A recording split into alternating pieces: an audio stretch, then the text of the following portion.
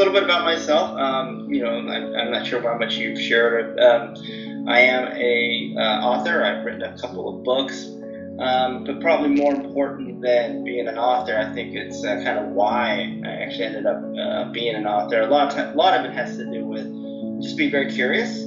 I've always been, as I would describe myself, as a bit of a brand nerd. I'm very interested in how people form, I guess, emotional attachments and intimate relationships with items or things known as brands. They obviously form with people, but they also form with brands. I mean, there are certain brands we actually, fall in love with, and we develop relationships with, and we have a certain degree of excitement or expectation in interacting with those brands. And sometimes in using those brands, they are a reflection upon our values or who we are or who we want to become or who we belong to. And I've always been very curious about how those relationships are created, and actually, just as importantly, how do you maintain them, and actually how do you protect those relationships. I feel like those of us who've had the opportunity to create brands, which almost all of us do. I mean, we do it on a personal level. You have your own personal brand. The podcast is part of this podcast is part of that. But everything you're doing, your company, the TBS, all that is all part of who you are. Mm-hmm. And people have a relationship with you, but they also have a relationship with the brand persona that you've been able to create. Likewise, there's a lot of brands out there that I have strong relationships with. My favorite car brand, I mean, everyone loves cars, right? My favorite car brand is Porsche, and why do I have such a strong affinity to that brand? And so, and then many of us in business, we are actually caretakers of our business and of the brand that the business has. And I feel like it's really important that as caretakers of the brand, we don't give our customers or our consumers any reason to fall out of love with those brands. I think it's really important for us to make sure that those people that engage with the brand, that they stay in love with the brand, that they're never on the fence about their love for the brand. And so, that is our job, is to make sure that people are all in with their relationships with the brands that we create. So that I've always been curious about that. And I was an engineer background, and the engineering part of me helped, at least from an analytical point of view, recognize different patterns. And so, in the various jobs I've had throughout my career, I've recognized different patterns. A lot of them were born on the fact that, I would do things, and sometimes it'd take me 2 or 3 attempts before I could get it right. In other words, I had a lot of failure to get to a better positive outcome. And that also born a lot of curiosity into, how do I guess, make things better or easier for myself, and obviously for other people. And I've always treated myself sort of as this idea of a working prototype. And so this curiosity to improve, self-improvement or career improvement or work improvement, whatever type of improvement. So this curiosity of how brands work and this curiosity of how to make the world better or make myself better, those two were probably the key motivations in terms of why I became an author. Yeah. Mainly because in my journey to figure things out for myself, because I made so many mistakes, I came across patterns. I noticed that these 4 companies or 5 companies kind of do things the same way. They maybe call it something else, but literally it's like the same idea. And is that a strategy, a set of choices that they've made? Is it certain principles and values that they hold dear and they follow? And then does that manifest into certain best practices that include tactics and tips and tricks and techniques that I could learn from? And in the spirit of trying to recognize patterns, I write them down and realize, maybe I didn't bring anything new to the world, but I saw some stuff of the world that maybe I could share with others so that they wouldn't make the same mistakes that I made. And that's been the primary motivation and why I write the books. And so the first book really is looking at, why do certain brands have, the ability to stand the test of time? So these are brands that have been relevant not only today, but they're of course relevant yesterday, but they're going to be even relevant tomorrow in the future. And so that to me was like, And in the process of having that longevity of being relevant to everybody, how were they then recognized to be the standard bearer for whatever it is that they were known for? And by being the standard bearer for that amount of time and over time, became known as iconic for whatever it is that they were known for. And so it became the whole process of, how do you become iconic? What is it about certain brands that allow them to achieve iconic status?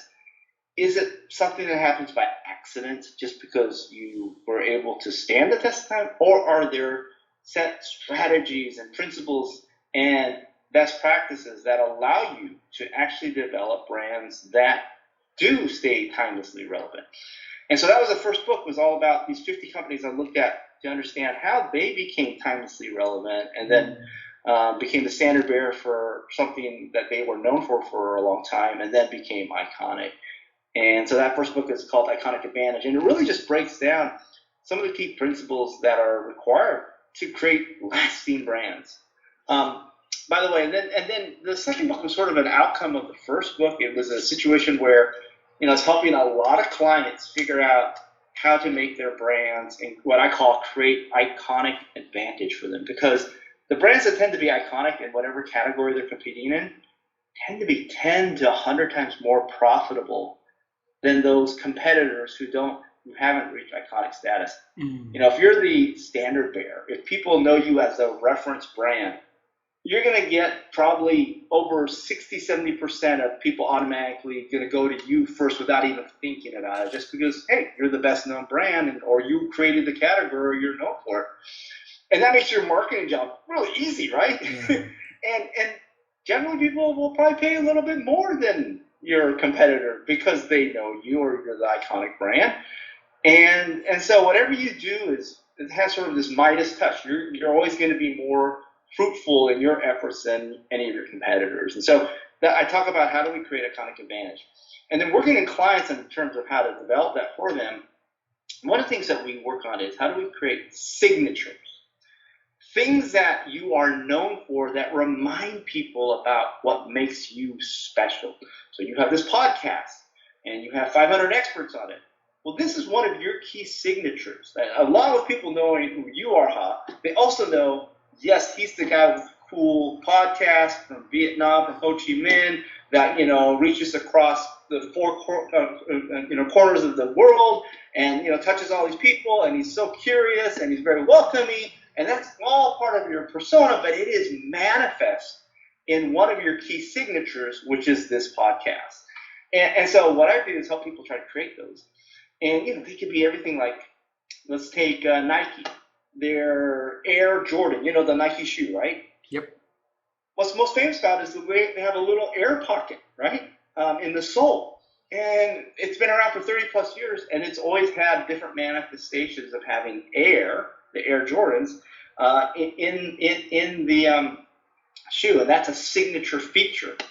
If you think about colors could become signature. When I say Ferrari, what color do you think of? You think red, right? Yeah. When I think Lamborghini, you probably think yellow. When I say Tiffany, Tiffany, the jewelry company, you think, aquamarine blue, whatever it is, right? So color can be another thing. We have, I know you guys have some great beers over at Ho Chi Minh, but in the U.S. and in North America and Central America, one of the most famous beers is Corona. Yeah. And Coronas are obviously distinctive because they're yellow, but actually they're more distinctive because a Corona is almost naked unless it has a line, a green line in its neck, okay? And why? Because the line is a signature element and reminds you that this is your vacation beer. This is your beach beer. This is the beer you bring to when you are sunbathing in the sun under, on the sand, right? And so that's a signature that reminds you of that. So there's all these different categories of signature elements. One of the most important ones are the idea of signature experiences. And as I was helping companies create signature experiences, what I started to recognize and realize is that most of the world is starting to create bland, almost, how do you want to say this? Bland is probably the right word. Experiences where we're trying to take out all the friction in an experience, all the stuff that makes you have to think, or makes you pause, or makes you, anything that requires any more extra effort. The current economy is all about trying to make everything frictionless. And as I looked at great experiences, what I started to recognize is experiences that you remember, that you cherish, that you look forward to, actually are experiences that create certain happy chemicals. That includes dopamine, which is this like excitement chemical. Includes oxytocin. That's kind of like the love drug. It's when you hug somebody, you feel oxytocin. When a baby gets hugged by the mom for the first time, there's this dose of oxytocin. There's serotonin. That's sort of the reward and the respect drug you get when like you're competing or you get recognized. There's endorphins. That's kind of like a painkiller. Like you're running the marathon and it kicks in at the very end, right? You get all these endorphins, and then there's adrenaline. And all these things, when I looked at them in terms of creating great signature experiences, they all required energy, effort, consideration, a certain degree of risk, a certain degree of reward, and our contact, inconvenience. And so I started to recognize, hey, guess what? In creating good experiences, you need to take out the bad friction, but you need to both keep and enhance the good friction. There is a difference between, not all friction is the same. There's bad friction, but there's also good friction. And so those the good friction I talked about, it creates the dopamine, the oxytocin, the serotonin, the endorphins, and the adrenaline. So that's what the second book is about. It's called Friction, but it's not about how you take away friction. It's actually how do you introduce more effort, energy, and actually require both your employees, your customers, your consumers to work harder, okay, not work easier. Wow. So thanks a lot for sharing the works that you are doing in about 6 minutes, and I'll need to carry you back in time. Let's figure out how everything started, and we get back to the good friction, and how we're gonna build it later on. All right. So Sure. let's travel time. When I was young, I always wanted to become an astronaut. So wearing the suit and jumping in different planets seems cool to me. But life didn't give me any chance, any opportunity to do any works close to what I wanted, right? So I wonder, before you become a brand lover, brand expert, and an international well sought author and speaker, what was your dream when you was young? So. Yeah, I think the first time somebody asked me what I wanted to be is I was at the doctor's office, and this is when I was in second grade, and I had gone to the office because I was playing in the playground with the other kids, and there's at that playground something called a teeter-totter. I don't know if you know what that is, but basically, it goes up and down, and there's a fulcrum in the middle, and one kid jumps up, the other kid goes down, so it goes back and forth, teeter-totter. I don't know if you guys done that okay. Anyway, I was on one end of it, and then 3 kids jumped on the other end just to see how far they could shoot you off. So I went flying out of my theater and landed on my arm and broke my arm. And so the doctor was putting it on, and I wasn't feeling very well, and I think he was trying to distract me. I think I ended up throwing up, which I then felt so much better, right? But then he asked me, okay, so, I'm sure doctors always do this sort of the bedside manners, they basically, so he asked me, what do I want to be? And I thought, I never thought the answer to that. Well, I want to be somebody impressive, and I want to be somebody, that, everyone would look up to. Yeah, I want to be the president of the United States. So that's my answer to it. What no one told me when I was in second grade, I think I was 7 years old, is that I could never be the president of the United States. One, at that time, I still wasn't even a citizen. I was, at that time, I think we held what we call the permanent resident green card, but we did not have citizenship. I didn't get my citizenship until 5 years after that. Oh. And the way it works in the U.S. is I can be anything in the U.S. Anything. I could be a senator, I could be a congressman, I could be judge, I could be on the Supreme Court. But the one thing I cannot be legally is the president of the United States. You have to be a naturally born citizen in order to be U.S. president. I think there is one exception. If your parents are U.S. citizens and you were born, let's say you were given birth in Vietnam, but you held a U.S. resident, I think that's the gray line. But if your parents and you or whoever, right, you were born outside and you came and immigrated, no chance, right? So yeah, that was I learned probably, I don't know, at the civics and government class, maybe in 5th grade, that the dream that I held on to was a pipe dream. That's impossible. So what other dreams did you have for yourself after realizing that you are not able to become the U.S. president? What was the secondary dreams now?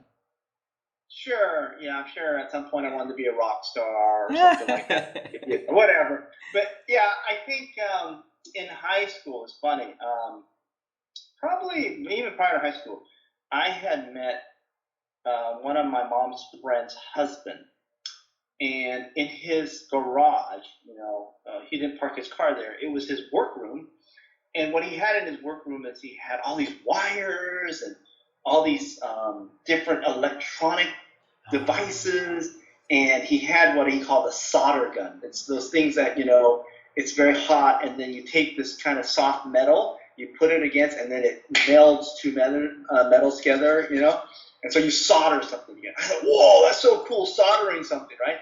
And he was an electrical engineer. So I thought to myself, yeah, I want to be an electrical engineer because I want to be somebody that could be in the garage, like a mad scientist creating crazy things and soldering stuff together. I always thought that was really cool. So yeah, I thought, hey, it'd be fun to be an electrical engineer. I didn't really understand it. It just was something I saw in my friend's garage. At the same time in high school, I started to develop an interest for fashion. I thought fashion was really interesting as a way of self-expression. Clothes have such a unique impact on our psyche. Depending on what you're wearing, sometimes it changes your mood, it changes your belief about who you are and what you're about. And so, I had a real passion for fashion. And in fact, what happened is when I was in high school, I went to high school at a town called Davis, California. It's the bike capital of the world. It's not that big, but there's a famous university there, University of California, Davis. And even as high school, we were allowed to go into the main library, which I did. And I would spend my time in the library researching 1940s and 1950s Vogue magazines, the fashion magazine, Vogue, right? And I'd be looking at, okay, what are the patterns of the 1940s versus the 1950s? What were the fashion trends? What were some of the things that were carried over? What were some of the things that were newly introduced? And I would be using my engineering analytical side to try to understand how fashion evolved between various decades. And again, this is probably when I was 1980s, probably when I was doing this. And so, I was looking at 40 or 50-year-old Vogue magazines to try to decipher, what were the fashion trends. Well, it came time in high school to kind of pick a major and then to apply for colleges. And, I came from a fairly conservative Asian family, and I knew that they were never going to pay for my my schooling in fashion, right? they were not going to pay for that. I knew that, right? So I took the other route, which I was interested in, which was electrical engineering, and so that's how I ended up being an electrical engineer. Again, 10 years prior, because I saw, one of my mom's friend's husband working in the garage.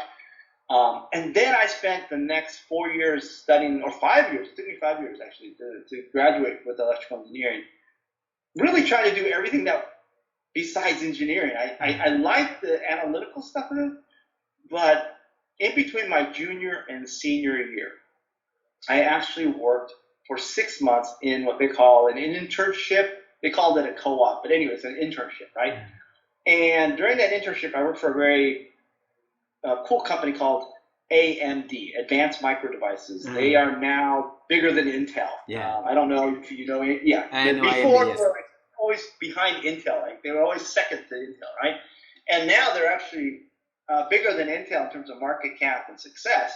But back then, I worked at AMD, and I remember I spent those 6 months designing a multi-bus exchange semiconductor. And we used CMOS technology, and I remember I spent a lot of time in the computer room doing simulations and trying to figure out how to build the best circuitry and then lay it out physically on a chip. And, in those 6 months, I actually designed a chip, and it actually got produced. And it was a very, good, it wasn't like the biggest chip they ever did, but it was a moneymaker, which was great. A pretty boring chip. It kind of said, okay, here are 4 different inputs. How do you decide which of these inputs of information are you going to take? It was kind of like a very fancy, a stoplight signal. So anyway, I designed that, but in those 6 months, I realized I didn't really interact with that many people. I interact a lot with computers, with a couple other engineers, with some lab technicians, and I said to myself, this is really not for me. I really enjoy people interaction, and this didn't have enough of it for me. And so then, that was between my junior and senior year. My senior year, I decided, okay, I just spent all this time, all this money, almost 5 years of my life, trying to get an engineering degree, and I'm going to interview with everybody who wasn't engineering. So my senior year of college, I was interviewing for jobs, and people were like, what are you doing? And I'm like, well, I don't want to be an engineer, even though I'm going to get my engineering degree. So I interviewed with, I remember one time I interviewed with this grocery store. Grocery store, you buy produce there, you buy, whatever. Called Safeway. It's one of the bigger ones in the U.S., Safeway. So I interviewed for their produce training program. And I got in there and I sat down, and the guy goes, can you name, first he goes, are you sure you're in the right interview? HP, Hewlett Packard is next door. Are you in the right place? I go, yeah, I'm here for the Safeway training.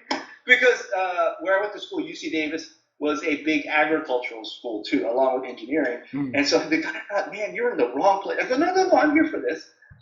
And so one of the questions he asked me was, can you name 7 types and varieties of lettuce? The green lettuce, right?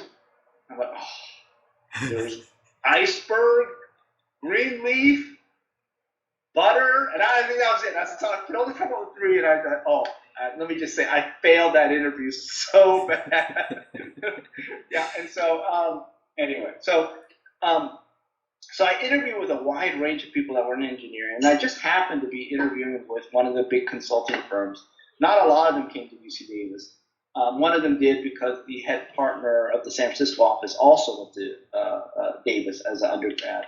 And so I actually landed a job at Bain & Company, which is one of the bigger, kind of like the BCGs, the McKinseys. Yeah, okay. So it's one of those guys. So, I got to work at Bain. And so that was my real roundabout way of like saying, hey, between engineering and fashion, I really, went here. I had to practically choose engineering. Then I realized I didn't want to be an engineer. and then okay, so let me just finish a couple of other things. You'll see how full circle this is. Yeah. So then I worked at Bain for a while. I hated it. I absolutely hated working at Bain because I hated being this young 22-year-old person, and somehow I was asked to be talking to these 40-year-old managers and using, of course we did database analysis and spreadsheets, and we did all this analytics to demonstrate why their product line profitability needed to be fixed. So we gave all this advice, but as a 22-year-old giving a 40-year-old advice, it felt really inauthentic. It felt, I don't know, it did. I felt, this. I think maybe one of your experts talks about this idea of imposter syndrome. Yeah. Right? Where you feel like an imposter. Oh my God, did I feel like an imposter? Like, here I am telling, sure, I've got some numbers on a spreadsheet and I put them into a pretty graph. But to really tell somebody 40 years old, how to kill the business they like, or, how to like trim off certain and fire certain people, I didn't know anything about ever managing somebody or what it's like to have, people work for me or the team build. And all I could tell them was that this wasn't profitable and we should cut it. Or the strategy says we should do that, not this, And here I was 22 years old with no work experience doing that. So, of course, I felt like an imposter the whole time through. And the problem with being in a company like Bain is you have a lot of smart people there. I mean, truly, they hire some of the smartest people there. And so it exacerbates the imposter syndrome because you feel like you have to put up or put on a certain show and never, ever show weakness or vulnerability in those type of environments. And so it made it even worse. And eventually, Bain kind of said, "You're not for us," and I'm like, "Yes, I'm not for you. You're right." And then I left Bain, and then I did a year of consulting with some clients in Taiwan because I'm Taiwanese, and then I ended up applying to business school during the time, and I ended up going to business school at Stanford. Then after Stanford, I left and I worked for. Because I really wanted to work on a real company that made things and sold them to consumers. Got a lot of learn about business. So I ended up working at Clorox, and I sold really sexy things like toilet bowl cleaners and stuff like that. And then there's a whole period where I said, okay, now that I've learned a lot about managing toilet bowl cleaners and consumer products, how do I might do that in my own business? So there was a whole period with a big entrepreneur. I've probably done about 7 different startups. Most of them were big failures. A couple were okay, did fine. And I'm trying to keep this full circle for you. After I did the startup, I actually got hired back to Clorox, and they bought one of my startups, which was great. And then I got hired away, of all things, by one of the largest produce companies in the world. Okay, going back to so this produce company's name is Chiquita. They sell bananas. Okay, but they also sold packaged salads. So we have the world's largest packaged salads called Fresh Express in the U.S. Right. So we have. And now you want me to name 7? I can name 70 different lettuces. Right. So back then I couldn't name 7. I can name all these different varieties, right? Yeah. So it's so funny, right? And then from my work at Chiquita, I got a recruiter call, and they said, "Hey, somebody's looking for help in new ideas and being more innovative and building new innovation capabilities, and they just happen to be a fashion company." Wow. So full circle, I finally ended up working for a fashion company called VF. They are the world's largest apparel company. They own brands like North Face, Vans, Timberland. They recently acquired Supreme. Back then they owned Wrangler, a whole bunch of brands, right? 30 different brands. And from my roots of saying, do I want to be a fashion designer versus engineer, I chose the wrong path, and I spent the next 30 or 40 years getting back on track. How do you feel getting back on track, decades later? Well, it's funny. I did a talk for this Asian mentoring group called Jade, and I said, look, a lot of people have very linear careers. Like, let's take a lawyer, or let's take a doctor. It's very clear, how long you have to study, and then you do your internship, and then you're a resident, and then from the resident you're finally, a practicing doctor, and that's a very linear path. And law school, same thing, right? I'll go finally be a judge, and maybe get the Supreme Court. But there's this linear, or I'm being a partner in a law firm, all that, right? And I said that works. But I recommend this in life. Most people go to college and they choose a major, right? And I'd be interested in what the statistics are, but most of my friends aren't even doing anything related to their major, right? Yeah. And for me, college was most important about, hey, you meet people, you learn how to live independently without your parents taking care of everything or your family taking everything for you. And it's the first time in your life where you're actually given a myriad, a whole range of options that you now have to decide. Am I going to do this? I'm going to do that. I'm going to do this. I'm going to do that. And all of a sudden you realize, oh my God, there are consequences to choices, and choices are plentiful, and it's all up to you. But okay, I was trying to say is, I got a little sidetracked with this idea of college, but I believe this, that this non-linear path in my life has been great. I've met just the same number of people I probably would have met. Actually, I probably met more people than if I had just stayed as an engineer, okay?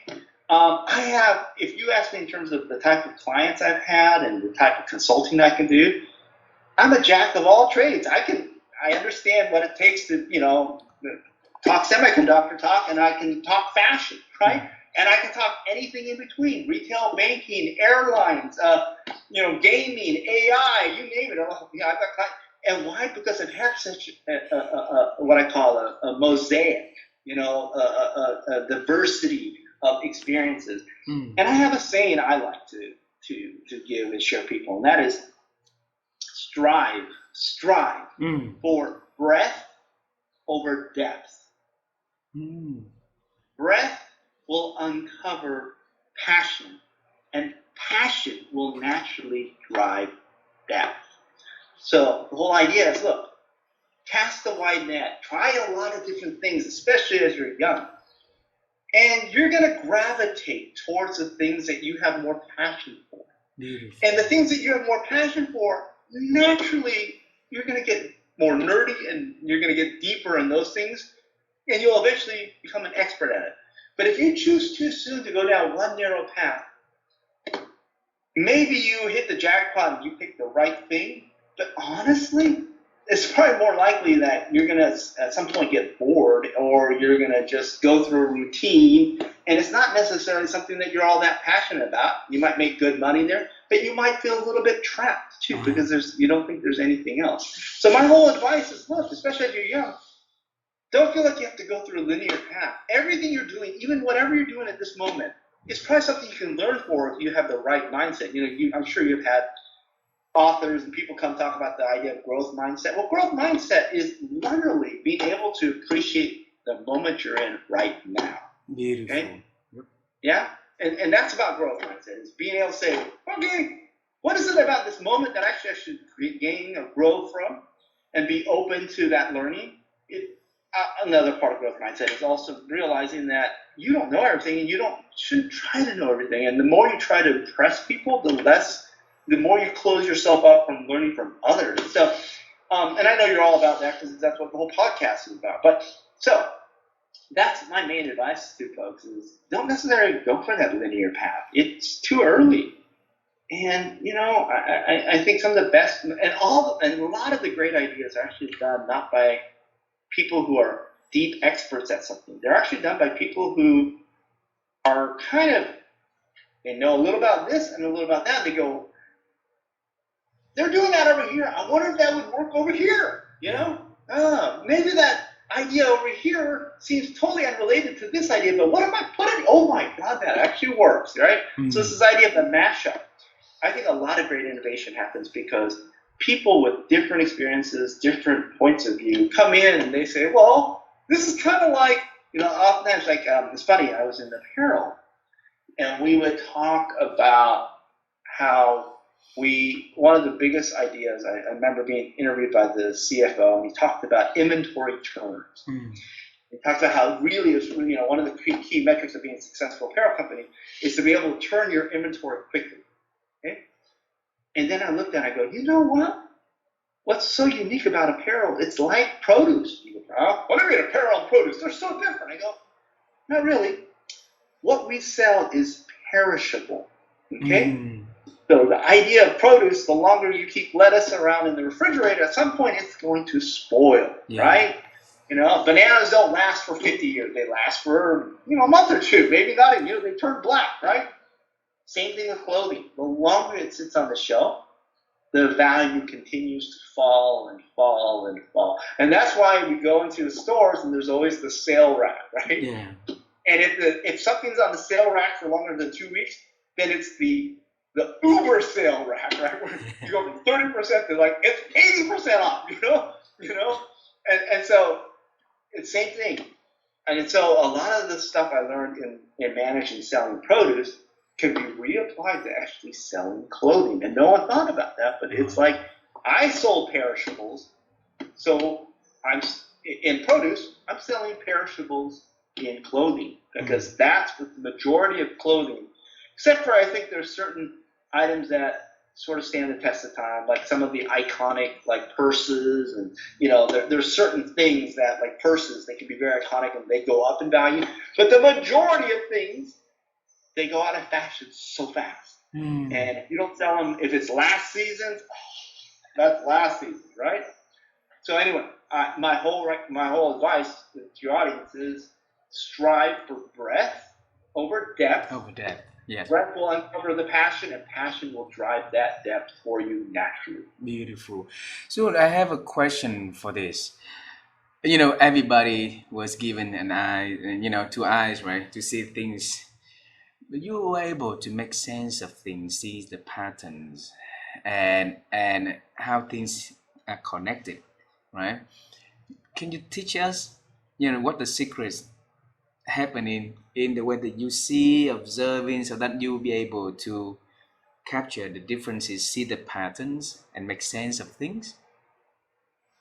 Yeah, I mean, I don't think this rocket science. I think there's probably two things that make it, that give you the capability of this idea of pattern recognition. First is just a desire to have things better. And I think we all naturally have that. How could this be better? How could that be better? Now, I'll say this. There are a lot of people trapped in what's wrong, or who's wrong, and those they spend a lot of their energy blaming things, blaming situations, blaming people, blaming the world. And so nothing's ever perfect, and everything is not good enough, and everyone has issue. And I think that's a trap. That's a trap. If you have that type of energy and mindset where you're always critical of everything, you will never be able to find patterns, because all you're going to do is just find fault. Okay? Right? You have to have the opposite, which is, okay, this isn't working. How might it work? Okay, something's not there. How might I fix it? How might I improve it? So you have to have this idea of sort of this tinkering mindset. Okay? So it's not about finding faults. Like, okay, you might say what's not working about it, but then, okay, now that I understand what's not working out, how might I fix it? Or what else could I do with it? Or now that I understand that, can I do a workaround? Or can I avoid it? Or whatever. But it's always with the intent of, how do I improve? So that's first. And you have to have that. And not everyone does. Or it's not natural for everybody. Second thing is not only this idea of, how can I improve? It's like, okay, it's a question of, how might I improve it? And what is this kind of like that? So it's like, what in this situation is kind of like, how did I solve that in the past? And it's almost there used to be this TV show, my wife loved it, I watched it as a kid, you may not know about it, but there was this guy on TV, and he was the most resourceful, innovative guy, and he would take whatever's in the room and somehow be able to build a rocket ship or something. His name was MacGyver. I don't know if you ever heard of MacGyver. No. Okay. So look up MacGyver. This guy basically was your every average day guy, but he could take like some bubble gum, and the wrapper on the bubble gum that was, kind of the silver wrapper conductive, and in that somehow create a bomb, and he would escape these situations. And anyway, he was the most creative and innovative innovator you'd ever find, practical innovator, right? You almost have to have that mindset of, okay, with what I have, how might I stitch it together? And the idea of being just resourceful. So if you have a positive mindset in terms of the desire to fix things, and you have this idea of being just resourceful, like, hey, okay, well, let's try this or try that or try different things, and it doesn't have to be pretty, it doesn't have to be perfect, then you're going to be very likely somebody who can be an innovator. And then I think the only other thing you have to think about is, okay, how might I share this with other people so they could actually benefit? And to be a good author, it's like, well, how do I do it in both two ways? A very simple principle or idea of framework. So in other words, taking all that complexity and making it a very simple rule, okay? And then what are a couple stories that I can tell you that bring that rule to life? If you can do those two things, you can be a great author. Finding simple rules or principles that, disparate things have, and then being able to storytell them. If you can do those things, you can be a great author. Beautiful, beautiful. So go back to your high school time. You have a love for fashions, right? And then got fascinated by your family's friends, husband who's electrical engineer, and then you got into the engineering world, but you didn't love it. You love the fashion. You get back on to VF and do the work that you love, but then you decided to leave and starting something new again. So soon tell us, why did you decide to leave VF and leave your dream works and starting your own solo again? So in all my keynotes when I talk, I actually talk about one of the things I'm most famous for, which is I show a scorecard, okay? And in the scorecard, I talk about numbers. And it starts off with, 5, and then it goes to 6, and then it goes to 30, and then it goes to 300, okay? So 5 is the number of times I had a career restart, okay? Career restart doesn't mean, a recruiter called me and said, hey, I have this new job opportunity, you might want to, it's a different function or a different industry. Those 5 represent the times I actually got fired. Okay? So I've been fired 5 times in my life. I'll come back to you and answer your question about VF in a second. So 5 times I got fired. 6 times I've had businesses that I created, I started, dissolve, meaning they went belly up. They no more, right? 30 is the number of new products that I've launched that were unsuccessful, that didn't see the light of day, that were, some of them were like $30 million projects, right? 300 is a score you might not appreciate as much in Ho Chi Minh, but in the US it's a big deal. 300 for most people versus 5, 6, and 30 seems like such a big number, but in reality, by the way, I also have another number that's really bad, which is, I think it's 7 or 6 or 7, but it's the number of layoffs I've had to do with my friends and my people that I cared about who joined this company, and because I had these businesses dissolve, I had to lay them off, right? And so I turned friends into enemies. It's not a good, you feel bad about that. So I've had a lot of failure, but the biggest failure I always share is that 300. And people think of it as a big number. It's actually a small number. It's my credit score. In the US, people are given a credit score to talk about their credit worthiness to either get a car loan or buy a house. And most people have credit scores 700 or 800. And very few people have under 500. 300 is the lowest you can score in the US, and only 0.1% of the US has ever scored 300, and I'm part of that group. I've scored it twice. Okay? Now, the reason I share all this is a lot of times life isn't by design, right? At VF, I basically got laid off. I got fired. Now, it wasn't a direct firing. Like, there were other jobs where it was clear I was getting fired. This one was a situation that I had done all this new work, and I'd done this, led a lot of large corporate initiatives, and had a very good relationship, obviously, with my boss and his boss, which was the CEO. And I felt very much at home there. However, the new CEO coming in, okay, Um, for whatever reason, I was never able to win him over. Okay, and I knew that, and it was very public knowledge. And I share this on the podcast because I don't feel like there's anything I need to hide about this, right?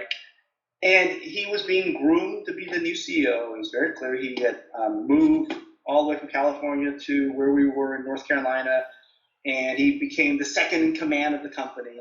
And it was just a matter of time, like within less than a year, that he was going to take on the role of CEO. And so I asked both my boss and the CEO who I was close to, is there really a future here for me? And they said, we'll get back to you, we'll get back to you. They came up with a few ideas, but each time they met up with certain resistance, because no matter what role it was, I would still have to work under the new CEO who didn't have much favor for me, okay? And so at some point, I think I looked the old CEO in the face and said, come on, just be honest with me. Is there really a role for me? And he goes, I don't think so. So that's why I left a company I love to death, I still love to death, is because, at some point you overstay your welcome, and I was at that point. Wow. How do you feel? And so that was part of the 5 career restarts. It used to be 4, but now the numbers increased to 5, meaning I got fired 5 times. But soon, I think that the new path you're creating now have a lot more impact to a lot more, like a wider, audience and the people under your influence. How do you feel, with the new journey, the new calling that you respond to? Well, I mean, I think that's wonderful, but I felt like at the end I had a great impact there too. I think you don't know what life's going to throw at you, and so sometimes you just, like, if you have that growth mindset, you will make do with it. It doesn't mean that after I left there weren't moments of panic, like what am I going to do, or or I just watched this book and I need to have people hire me now. What do I do there? These are all things you have to learn, and it's not always an easy road. But I'll say this, if you persevere and you apply yourself, and you remain optimistic and you have that right attitude, over time people will recognize you for that, and you will be able to, I think, reap the rewards of that effort. I do think effort matters at the end of the day, effort and intention of that effort, right? The other thing I say is, because I'm such an expert at failure, people ask me a lot about that, and I do a lot of talks about how do you actually create competitive advantage through failure. But one of the things I always tell people is when you go through hardship in life, think of it this way. If we were to write a book about Ha, would we write about all his successes? Maybe it'd take a chapter or 2, but it'd be kind of boring. What we want to know is when you hit adversity, how you overcame that, and how that adversity then inspired you to those great successes that you had. And so I would say every time something, like for me, what happened is I had gone to Europe for VF and worked in the European office and had done very well there and actually gotten a promotion. I was going to lead up 5 functions and report directly to the head of Europe. And it was really exciting, and they had actually even announced it to the European team. But the new soon-to-be CEO got wind of this, and he killed it. And I had already put my house on sale. I was, everything was already in motion, right? And it was like, pull the plug. And it was pretty much a clear sign to the rest of the organization. You don't want to invest in this person because he's going nowhere, right? Yeah. And I have an executive coach, and he called. We talked to each other, and I said, "Oh, well, this." He goes, "Guess what, Soon? This is a new chapter that you'll be able to now have in your own book. And what just happened to you is epic. EPIC, epic. So when something bad happens, think of it as this is something epic that I'm going to someday share in a podcast, or tell other people, or tell my kids about. And it'll be a great story about what I did when all hell broke loose, when the poop hit the fan. What did I do?" And it creates that excitement and the suspense, and it makes for a great story.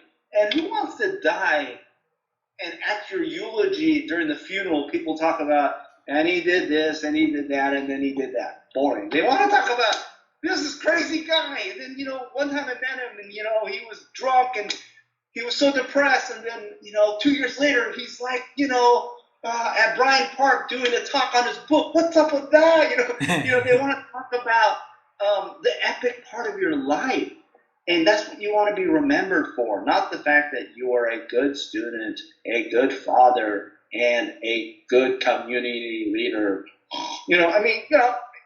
The wrinkles make you cool. So, have a few pimples, have a few wrinkles. It's having things that are epic make your life full. Beautiful. Thanks, Boone. I have two last questions for the conversation today. Okay. And the first question is about thinking, because my wife and I, we've been on the quest to help people to improve their ability to think by simply asking experts like you, how have you been helping yourself to expand your ability to think? Yeah, I'll share something that is probably atypical. I mean, you're going to get a lot of expertise around, how to think better and all that.